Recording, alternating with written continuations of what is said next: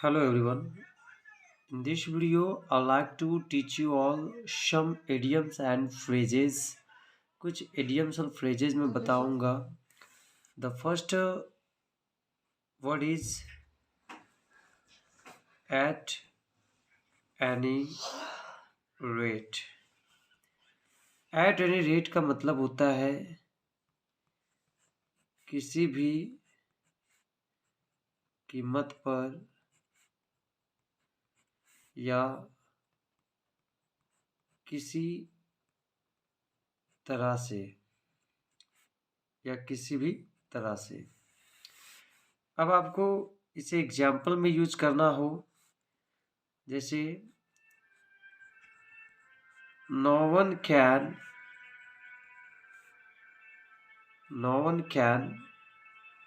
bring the moon on the earth at any rate. तो इसका मतलब हुआ कि कोई भी चांद को किसी भी कीमत पर पृथ्वी पे नहीं ला सकता है. No one can bring the moon on the earth at any rate. यानी कोई भी चांद को पृथ्वी पे नहीं ला सकता है किसी भी कीमत पे. चलिए नेक्स्ट वर्ड है at a time. At a time का मतलब होता है एक बार में या तो एक ही बार में. अब आपको इसे एग्जाम्पल में यूज करना हो, जैसे कि 5 students left the class at a time. यानी एक ही बार में 5 बच्चे क्लास से निकल गए. 5 students left, 5 विद्यार्थी निकल गए the class at a time. यानी 5 विद्यार्थी क्लास को एक ही बार में छोड़ गए या क्लास से निकल गए. नेक्स्ट वर्ड है आपका at a stretch. At a stretch पढ़ेंगे इसे आप, जिसका मतलब होता है लगातार. एट अ स्ट्रेच का मतलब लगातार. अब आपको एग्जाम्पल में इसका यूज करना है, जैसे एग्जाम्पल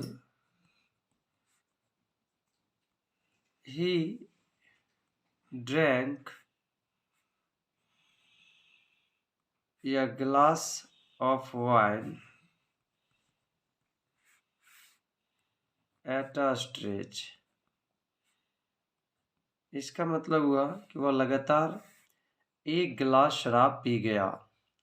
यानी एक बार में लगातार वह एक गिलास शराब पी गया.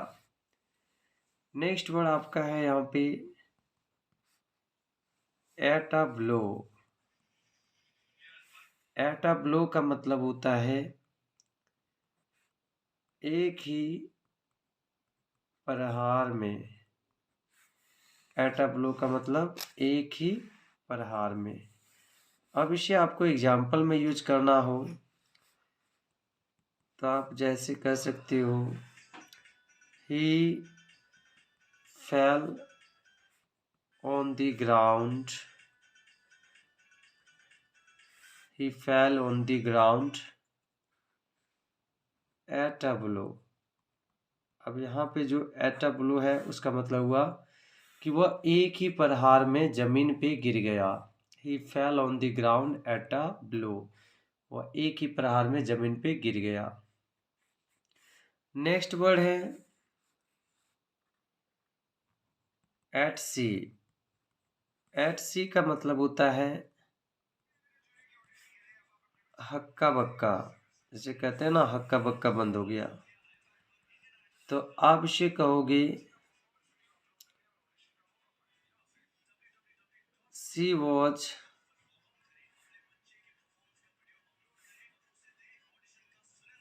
Eight sea to see a snake on her bed। यहाँ पे आप in भी कर सकते हैं, in her bed या on her bed। She was at sea to see a snake on her bed। वह अपने बिस्तर पे एक सांप को देखकर हक्का बक्का रह गई, या वह हक्का बक्का बंद हो गई एक सांप को देखकर अपने बिस्तर पे। तो एट सी का मतलब हुआ हक्का बक्का।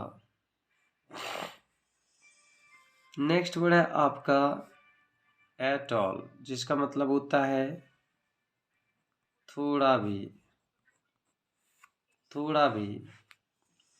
जैसे एग्जाम्पल में अगर आपको कहना है दिनेश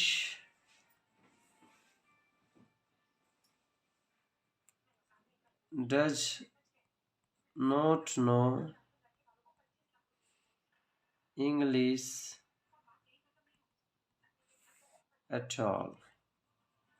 इसका मतलब हो गया कि दिनेश थोड़ा सा भी अंग्रेजी नहीं जानता है, थोड़ा सा भी अंग्रेजी नहीं जानता है।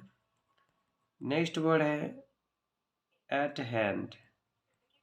एट हैंड का मतलब होता है निकट, या तो फिर आप कह सकते हैं नज़दीक। अब एग्जाम्पल में जैसे आपको कहना है my examination is eight hand, तो इसका मतलब हो गया कि मेरा एग्ज़ाम नज़दीक है। तो गैस ये रहा आज की क्लास में कुछ इडियम एंड फ्रेजेस वर्ड्स जो स्पोकन इंग्लिश के लिए काफ़ी ज़्यादा हेल्पफुल होगी गैस।